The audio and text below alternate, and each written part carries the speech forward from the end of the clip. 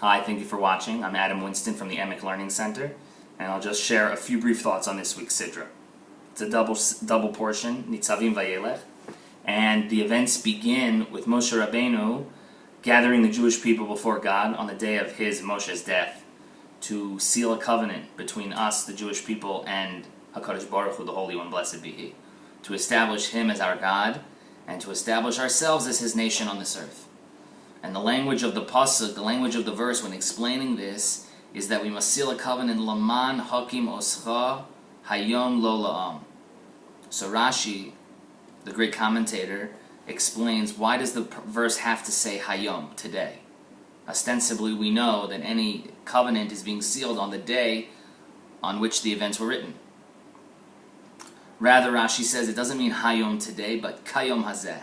Just like a day is ma'afil umeir, it has darkness and light, so too there is a natural cycle, a natural existence of the Jewish people vis-a-vis their relationship to God.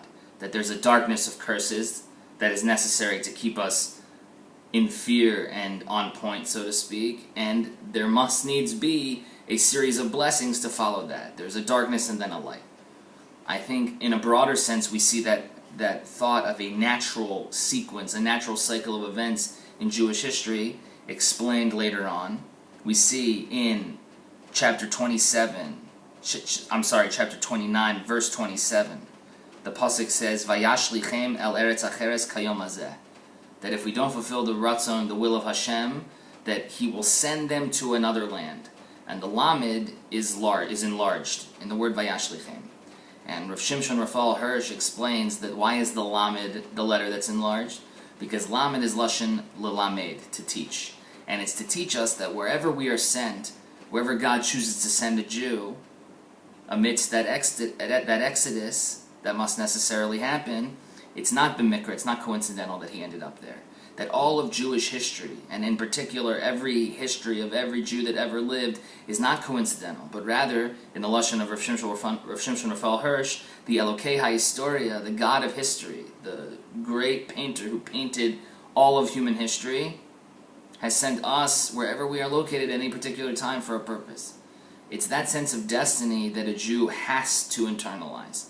If you ask any great man, any great leader, statesman, head of government, any person who changed the world, if he felt that he was endowed with a certain destiny, I think most of them would answer yes. Because that sense of destiny, of providence, that sense of being put somewhere for a purpose, inevitably drives people to be great. And I think as the days of awe, as the Yomim Noraim approach, and we were chosen as the Jewish people to be Mamlech Hashem, to crown Him as King, we have to view all of our actions and all of our thoughts and everything that we do in that grand sense of history. That we are on our shoulders is the ability to change all of human history, and always for the better, for ourselves, for our families, and beyond. And if every Jew can internalize that message and that greatness and realize the import of what he's doing, especially on Rosh Hashanah and Yom Kippur, on the days of awe, then the amount of change and good that we can bring into the world is untold. I wish everyone Ksila Chasima Taiva, Shana Taiva Umasuka, and only good things these Chagim. If you'd like to see more, you can check out the Emek Learning Center's website at www.emeklearningcenter.com. Thank you so much.